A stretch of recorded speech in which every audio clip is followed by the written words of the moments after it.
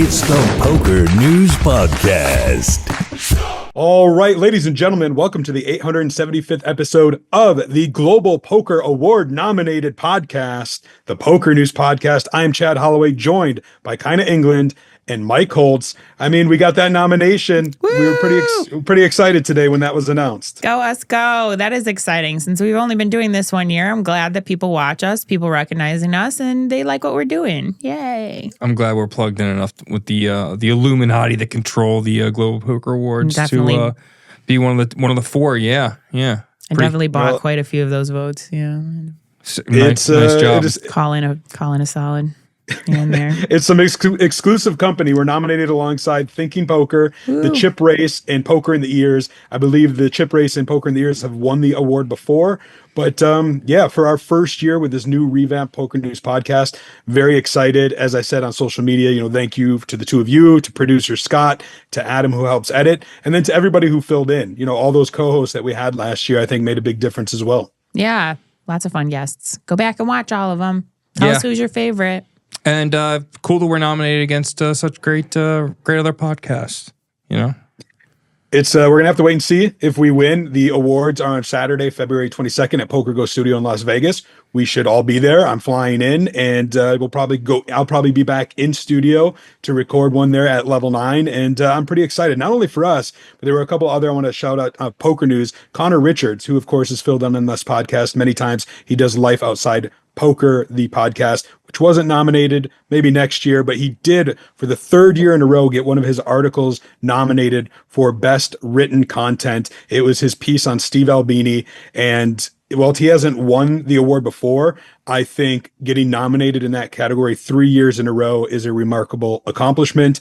And then shout out to David Salatoro and Christian Zetsky, two live reporters who were nominated for Best Live Reporter. We have some photographers as well. So just really excited, and hopefully we can take home a trophy come the awards, hopefully that podcast trophy. Yay. All right, let's talk about our first big story. This was all over poker media, all over mainstream media, and that's going to happen when you have a Supreme Court attorney getting hot water over poker taxes. There is a lot to this story. We're going to get into it here.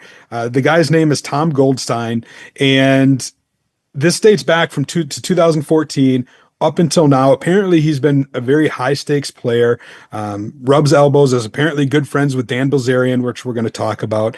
But there was a court in Maryland that came at him with an indictment, and it's really diving into all the tax stuff, which kind of I'm going to turn to you in a minute. Mm-hmm. But, before I do, Mike, did you see this story as it was happening, and what were your thoughts on it? Yeah, it's pretty crazy. Not surprising, though. You'd assume something like this is happening. Allegedly, yeah, to, multiple other people. So not exactly, but, there's other stuff like this going on. It's, there's gambling, money laundering in the world. Mm-hmm. Pretty shocking that it's a high-profile guy, and even more shocking that he's connected to Dan Bilzerian, considering how upstanding and honorable he is as a guy and a citizen. Mm-hmm. So, yeah, shocked, and shock and awe. What do you think, tax expert? Well, I'm going to preface it by saying I don't believe there's any money laundering involved, just to get that off the record. My bad. You know what I meant. Well, I just think that we have to be a little careful with what we say, because it was just an indictment. It is all just evidence, right? Like, nobody's been proven guilty. Was it in federal court or in It's in the Supreme Court. It's him versus the United States of America. Let's turn to our resident indictment expert, me. That ain't good, son. It's not. You get indicted. It's not. It looks very bad. If everything that they say is accurate, it is probably pretty bad, but they did. Doug Polk put out a really good video. I watched that today. I read a bunch of the articles. I kind of looked into the tax stuff behind it. So watch that Doug Polk video if you're interested. But it goes a lot broader too than just tax fraud. It's sort of into his romantic life and his escapades and stuff too. Can you give us a little dip into a toe dip into the I guess he just liked the ladies a lot. He liked to pay for ladies' attention quite hookers? A bit. Yeah, he had, not hookers. I don't think they were ever called hookers, but just some ladies that he had on the books. There's something about having, 3 or 4 women on the books, on the payroll of his company that didn't really do work there. Hey, Chad, can you look up the definition of hooker? Is it someone who pays for sex? Or someone who gets paid for sex. I don't know. They were on the payroll, you say? They were on the payroll. It could. But like kind of saying this could have just been, a girlfriend who puts on the law firm payroll to help pay some bills or something like that. That's my girlfriend Destiny. That's just my girl Destiny. She's good. I just was saying it's very interesting that it's not, the video is good because it throws in some, poker flavor, some other flavor, and some tax fraud flavor, allegedly, right? Allegedly, yeah. Because if you look at the situation, it is very possible that it was just an oopsie, like a reporting oopsie on his part. But it doesn't look like that with a lot of the evidence that they have. What happened was in 2016, he filed his taxes. He owns a very profitable or prominent, profitable law firm in Maryland, and he did not pay his taxes. So any of his taxes from 2016? No, he didn't pay them. So the IRS, I forget what it's called. Revenue agent, I think is what it's called. The IRS revenue agent tried to collect the taxes from him. And he was like, nope. Or whatever. He still didn't pay them. If he had set up something, what he had to do is go ahead and set up with the revenue agent. We'll take care of this. Okay, we're going to figure it out. And they would have been like, okay. But he didn't. So they investigated further and they found misreported gambling winnings on there, which probably happened from him getting some sort of tax forms from gambling. Otherwise, so that they could track the winnings. And again, this happens to a lot of gamblers. It could have just been a simple misreporting issue, of course, right? It happens literally all the time. All the time, right. But then they dug into it. Both ways, for and against, you know what I mean? They dug into a little farther because he's a very prominent figure, and they found out that he was running some of these gambling winnings through his law firm, which also is okay. It's, it's okay to do that. You can stake a player through your S Corp, whatever, but he misreported them there also. You can stake a player through your S Corp? Sort of, yeah. I mean, it can be an investment, but it has to still come back as gambling poker winnings. Players cannot do an S Corp, correct? We're not going to get into that. To me, the real juicy part is we're not talking about a 1-3 guy or a guy who had a 50K score in a tournament. We're talking he's apparently won a combined $50 million from 3 different players, a couple high stakes players from Asia, and then a Texas billionaire. Mm-hmm. I only know of one Texas billionaire who plays poker. I'm not going to say the name on air, but check out the book, The Professor, the Banker, and the Suicide King. My money would be on It's That Banker in said book. But and so we're talking 50 million he's apparently won, but then apparently he ends up down 14 million. Right. So you see these swings, and of course this is over like a 8-year period or something like that. There was something in the indictment about him being representing a Hollywood actor. We don't know who, the name wasn't there, but helping recover $7.8 million poker debt from this Texas billionaire. There's just a lot of juicy stuff that was outlined. And this is from a guy who is represented Al Gore. Remember when Al Gore lost the election in, I think it was the year 2000, and the whole hanging Chad in Florida went to the Supreme Court? Sure. This is the guy that represented him. They even said, there was a great quote. Let me pull this up here real quick, because John Sofin and Connor Richards have been doing a great job on this story. It said, CNBC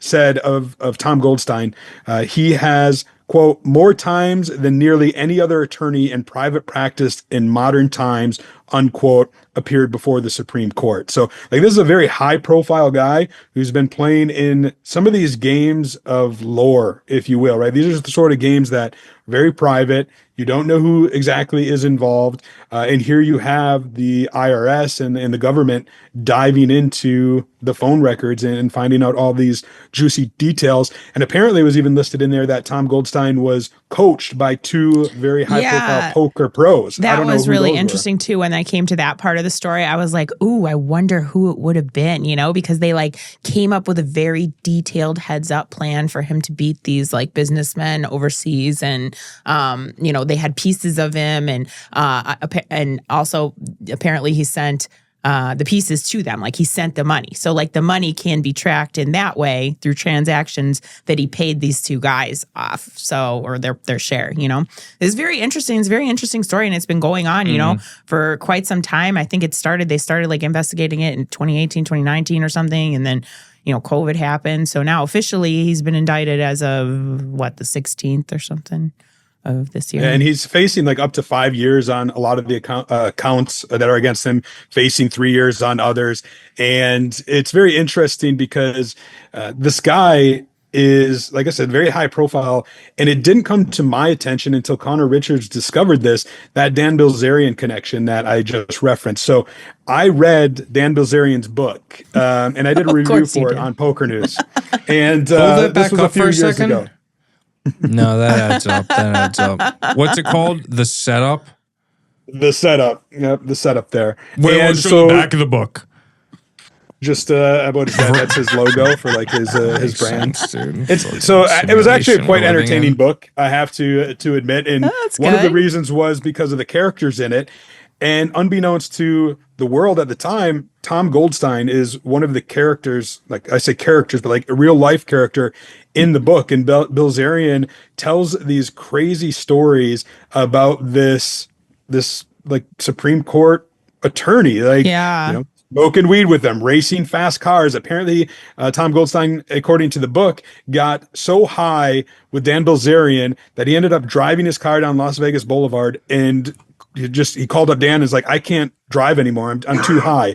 This is something Mike has probably experienced a time or two. So he just abandoned his car, got out of it, and walked to the Aria or Bellagio, wherever it was. And Dan Bilzerian had to go get his car off of Las Vegas Boulevard. Just wild that it was the same guy. And, they talk about all the different winnings and losings in the poker games, and said, like, here's a quote from the book, Bilzerian about Tom Goldstein. "People were all watching the game and talking about what a fucking maniac he was. When I walked up, he had been playing without looking at his cards for 2 hours straight. Occasionally on the Turner River, he would look and then fire huge bluffs." Now, this was actually documented years ago too in a 2+2 thread. Apparently back in 2008, 9, 10, whatever it was, like Johnny Chan and Greg Mueller and these sort of players caught wind. So like this guy has been around the poker circles, unbeknownst to a lot of poker fans, unbeknownst to somebody like me who's been tied into the industry for a while. And he just popped up recently too, right? Yes. So that's what I was going to say. I was going to try to surprise you guys, but you guys probably already know this. So remember that $1 million cash game on Hustler Casino Live last year, right before the WSOP? It was in late May, and we actually did an article on Poker News because there was a mystery player. This guy was wearing a hoodie, had a hat under it, a big black mask. We didn't know who he was. All he was referred to on the stream was Thomas. Well, guess what? Tomas, the European banker or businessman. That's what it said. Well, Poker News confirmed that Tomas was actually Tom Goldstein. Mm-hmm. And what an idiot. What are you, Stu-nod? No, it's me, Tomas. Surprise! Yeah, no, exactly. Well, he made headlines because and I think we probably talked about this on a prior episode. I think we did. Yeah, I think so. We did too, because he mucked a winning hand where it was a $540,000 pot. He had the winner. It was at the showdown, but he mucked.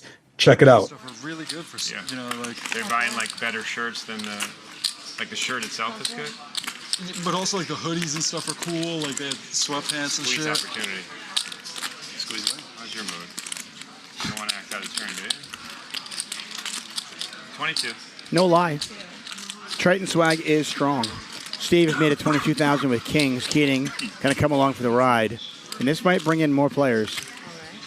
Texas Mike calls. Duan's going to almost definitely call with fives. What does Thomas do? No. He calls as well. Five-way action with Kings. Pot's already $112,000. I think the book says you have to be able to get away from the big hand. Thomas open-ended. Pair of 9s for Texas Mike. Dwan with 5s. Steve still in the lead with kings. Texas Mike has bet 56,000.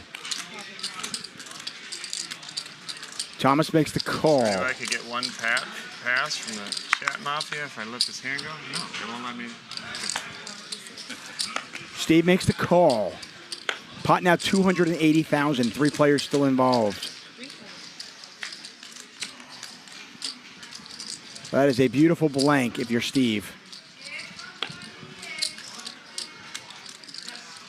He bet 1,000. Did he really just do that? He bet 1K. You guys, have you been reading my book? And there you go. Thomas has just made the straight. I mean, you gave Thomas 282 to 1 on his money. I think it was irresistible.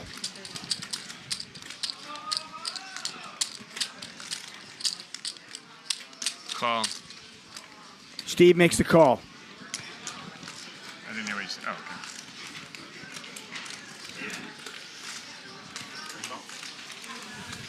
okay.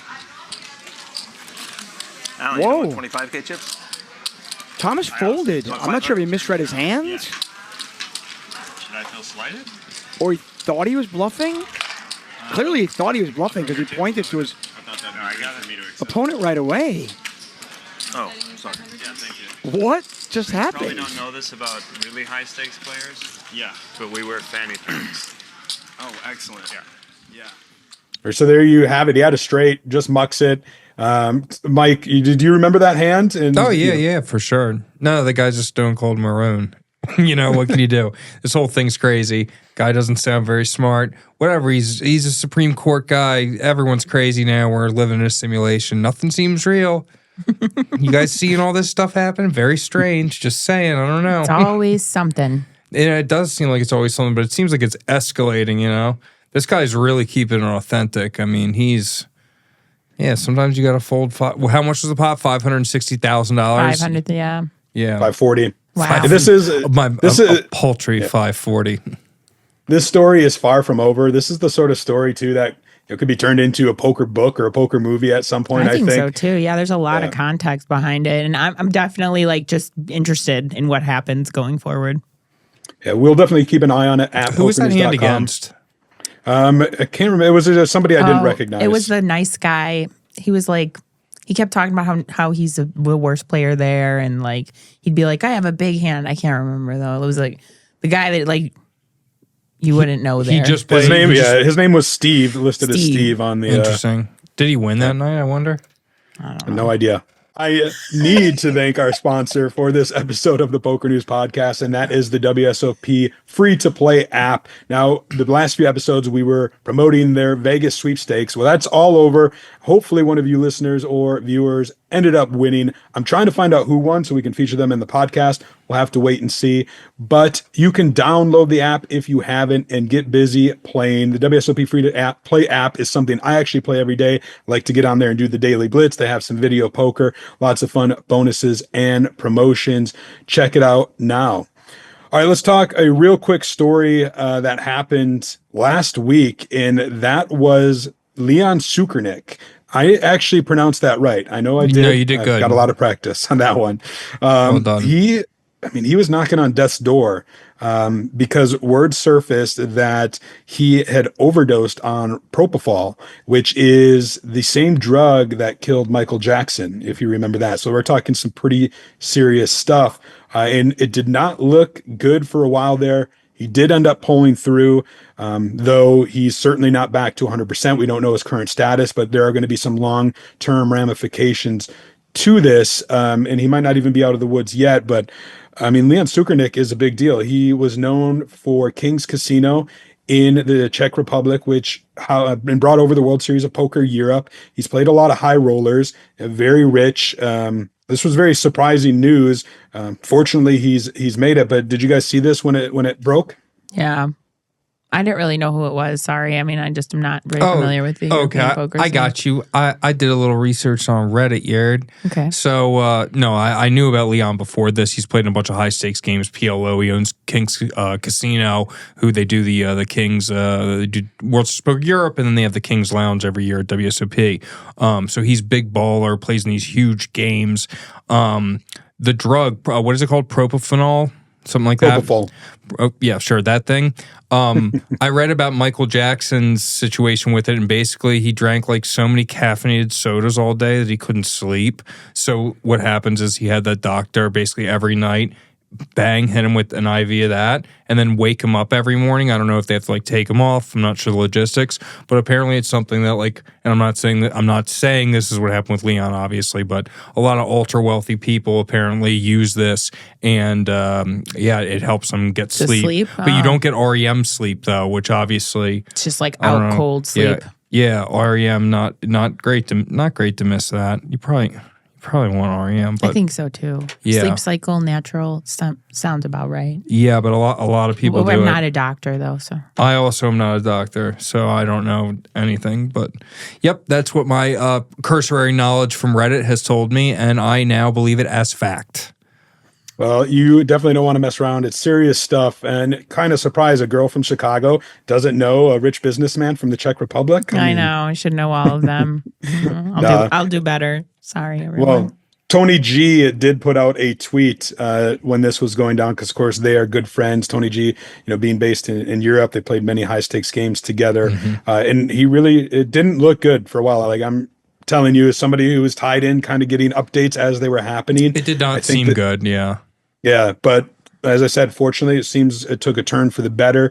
So we are wishing a speedy recovery to Leon Tsoukernik. All right, let's talk about something that was just left me shaking my head when I seen it. I sent it to you two. I'm like, we got to at least talk about this. So this past Monday was Martin Luther King Jr. Day. And the South Point Poker Room, which Kyna, I know you're a big fan of, they had advertised a promotion for Martin Luther King Jr. Day Flush Rush, taking place Monday, January 20th. Ace high spade flush wins $100. A spade flush having the ace king in your hand, ace king of spades, is $500. A straight flush with spades, $1,000, and a royal flush with spades, $2,500. Spades now. Let me clarify by saying that they didn't end up doing this promotion, and good on them for kind of catching the the elephant in the room, so to speak. What did you guys make of this promotion? I seen David Williams tweeted about it, which he actually thought was quite funny. Go ahead. Yeah. Let me wait a second here. At what point did they figure it out? Do you know that? Like, what happened? This got put up. Some people were like, clearly like, wow, what? And then they just took it down? I mean, I'm guessing, a poster made its way into the poker room, right? And somebody took a picture of it, and I'm guessing that's where they kind of started getting some pushback. But that picture then found its way onto social media. And like I said, it was David Williams who tweeted it. And then the poker room manager at South Point responded saying, hey, this didn't end up happening, which I think is great that they caught the error of their ways. They took it down. Fantastic. Great job, South Point, for catching the error of your ways before you did it. I mean, okay, it was an oopsie. It was a little bit of a misstep, but like in their effort to give out free money, I mean, they maybe could have done it a little bit better, right? Any king high flush for Martin Luther King Day, free money. I don't know, but like it's nice. It was, maybe a little poorly executed, but let's still think of Spade the has effort. Extreme negative connotation toward African Americans. It's a slur from back in the day. It is insanity to do that. You literally have to be like, I'm trying to think of a situation where I could be like, you know what, dude, no way. How do you even do that? How do you sit there and go, no, I got a promotion. I got an idea, guys. What do you, I just can't even imagine. I just think that it was still like nice effort by the poker room to like try and give out promotion money, maybe not executed in the best way. But what were they thinking? Like, the blacks will love this. You know what I mean? Like, what are they thinking? It's insane. I think a lot of people just kind of thought it was a little funny too, that they're like, that their mind went there a little bit, but No, I'm not going to hate on South Point Poker Room. Listen, South Point, other than this, I've had no bad experiences, I don't think, that I can remember.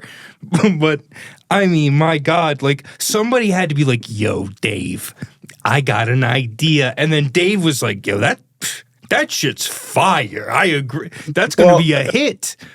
That's at least great. I said though, at least they didn't do it, which give them credit for, because I've been in this industry long enough to see some bad ideas come down the pipeline that don't get the plug pulled on them. I remember, I don't know, 5 years ago, something like that. There was a ladies event somewhere over in Europe where they decided that all the dealers should be male and all the dealers should be shirtless wearing a bow tie. I think that's a great idea.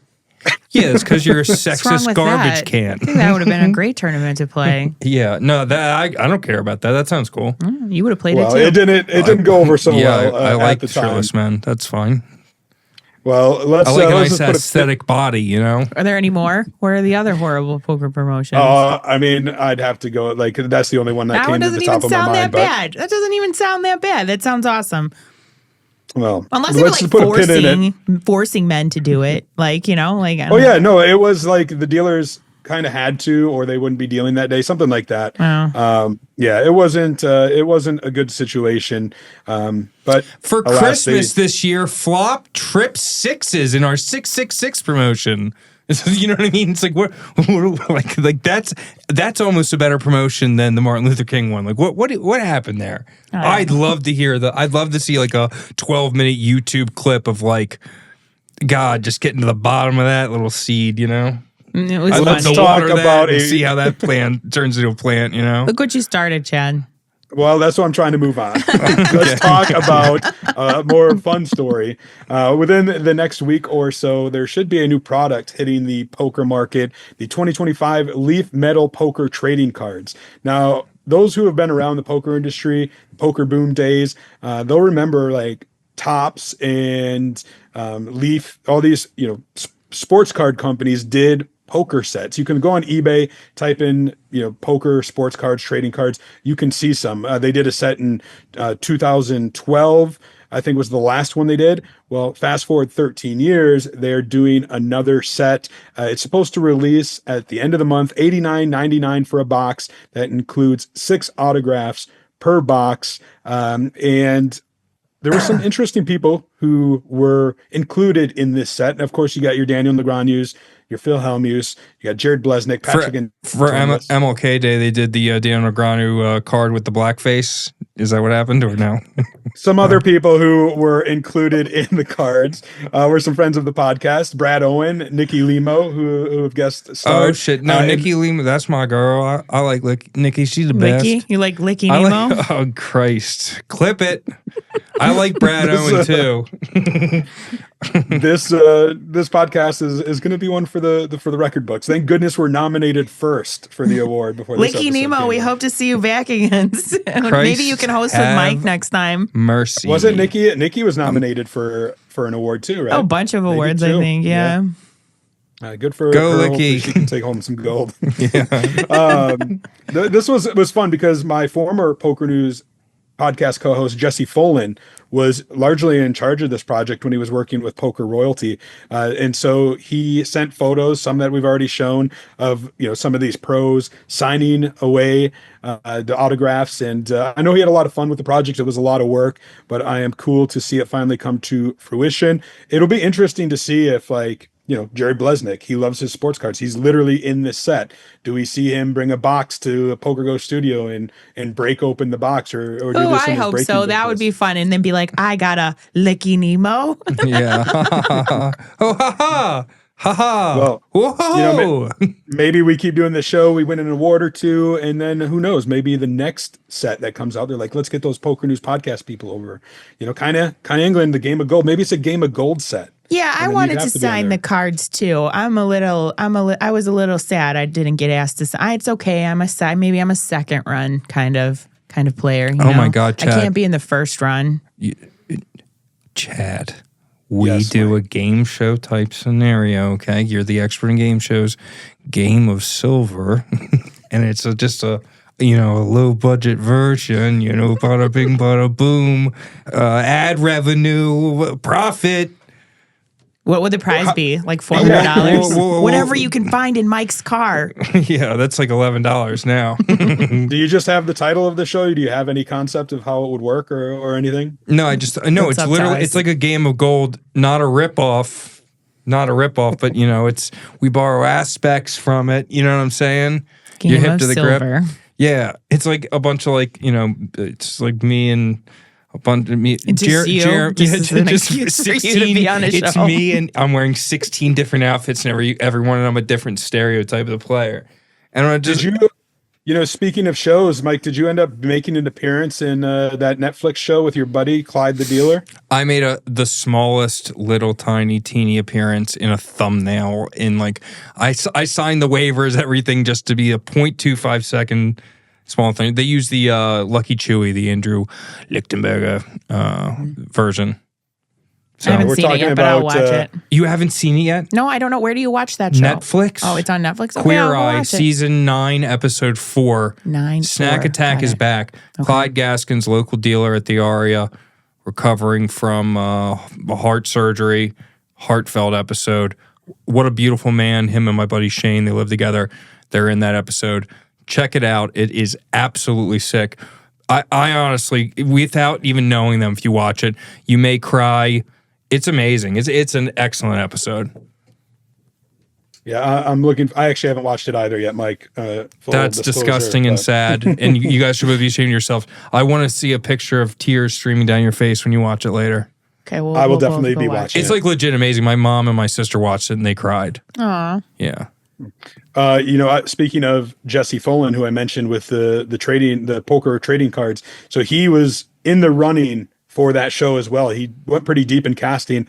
I'm guessing, Clyde was the one that they chose as opposed to him. But yeah, that's little cool. Story.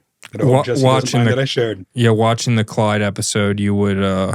Jesse had some stiff competition in this one. They knew television gold when they saw it. And I love Jesse. I'll watch a Queer Eye episode with Jesse. Ooh, we can do Queer Eye Silver with Jesse Folan. We can, it's... All right, well, let's talk about Pamela Belote, who recently set the record for most WSOP Circuit rings won by a woman. She was at the Choctaw Durant and captured her 8th ring. This is her 8th gold ring, just dating back to 2019. So a great run for her. She's won, 1, 2, 3, 4, 5, 6 of the rings have come in ladies events. Kyna, that's 5 more rings than you, right? You have 1 ladies event ring. Yes, I do. Thank you for pointing that out. I only have 1 ring, period. So I'm, very far below on that list, but that's okay.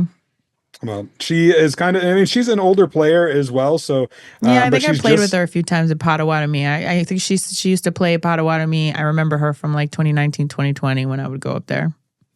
It looks like 4 of her rings have come from Choctaw Durant, 2 from Tulsa, 1 from Southern Indiana, and 1 from Council Bluffs. I don't know. This is just one of these players that it seems like every stop she's at, she's winning rings, and you love to see it. Yeah. Mike, are you familiar with her at all? I could lie and say that that's my girl Pam. I've been seeing her on the low since the 60s, but no, I'm not. Unless, how many caches does she have total? Give me a second and I'll find it. On WSOP.com, not on the Hen and Mob. Yeah, that's what I'll look up. You got to keep this rolling, though. You got. I thought you were already there. So, what do they call her? What's her nickname on the street? She's got 55 caches for almost $150,000 total. Okay, so it's not her. There's somebody else who has 19 caches and 6 rings. Or 5 rings, like some an older lady from the Midwest. So that was interesting. What did you say? I was just asking for her street name because you seem to know what they call her on the street. Wham Bam, thank you, Pam. Just Mike, my mom's name is Pam. Just so you know. Oh, that's your mom's name? And she probably listens to the show. So. Hi, Pam. I love Pam. That's my girl. What up, Pam? Hey, Pam Holloway, what's happening? I don't know why I did that voice. Don't say Well, it. congratulations to Pam Belote on her 8th ring. Hopefully there's more down the pipeline. As we're recording this, there are a couple of events that we're finishing up. I'm just going to mention this real quick. The Lucky Hearts Poker Open down at the Seminole Hard Rock in Florida is wrapping up. They had a championship event. Didn't they change it to the Lucky Spades event for this week or no? I'll see my way out. The $3,500 championship event had 1,162 runners, was won by Martin's Adeniya, $512,000. Yeah, you know Martin. He's a Vegas guy. That's cool. You probably know the runner-up, Spencer Champlin. He finished runner-up for $425,000. The better-looking version of me. It's ridiculous. He's taking everything I worked for, too. Mm-hmm. Taylor Alex Wilson won the high roller 25K outright for $511. Chance Corneth was third in that event, and our boy Dan Sepio was in fourth place. And then there's a Poker Go Tour series that just kicked off. The first event just wrapped, and we saw Lucky Chewy, Andrew Lichtenberger, who was on the Queer Eye with the straight guy for Clyde Gaskins. There's no for the straight guy. It's just Queer Eye. It could be for just queer guy. It could be Queer Eyes for anyone now. Women, other queers, they have to be more inclusive. Could be for anyone, literally. Yeah. That's no fair. longer that just shows my dates me in terms of reality TV. But Lucky Chewy defeated Nick Schulman. Like Nick Schulman again. Nick Schulman again. Welcome back to the podcast, Nick Schulman. We'll see you again next week. Yep, I'm sure we will. There'll be plenty of events to recap, but that is going to do it for this episode of the Poker News Podcast. I want to thank all the listeners, all the viewers for all the support. It is because of folks like you that we have been nominated for Podcast of the Year. It's a great honor for all of us. And what you guys? So we're going to be at the awards. Mike, do you have anything to wear? Anything? You're the best dresser of all three of us. So. That's obvious. First off. Second off, what is it not like a dress up event? Like no, it is. It's like a black tie, kind of formal. So, okay, wear like a suit or like a nice. So then nice probably like a yellow jumpsuit what if with we some all Nikes. Then we should all get matching suits. We should. Fun. No, you know what we should do is.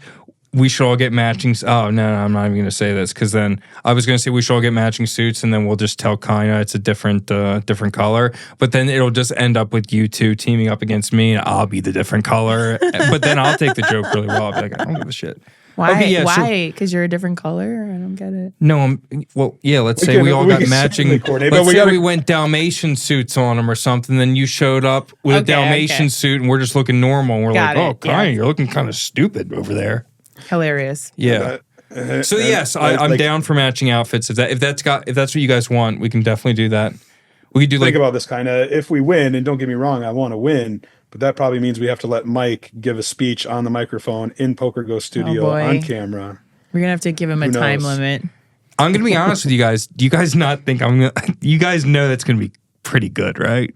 Like I think it's gonna be pretty good. I'm gonna go up there with a glass of wine. That's obvious as well. I can see it already. Yeah, let's vision it, manifest. Yeah, yeah. I can picture your face while I'm talking, and it's just you being really embarrassed. Award. Yeah, I hope it happens. It's February 22nd. We will be there. We'll probably do some content as well. We will be back next week with a brand new episode. Do us a favor, like, subscribe, give us that 5-star rating, share on social media. Let's keep this ball and momentum rolling. And until then, we'll keep a seat open for you.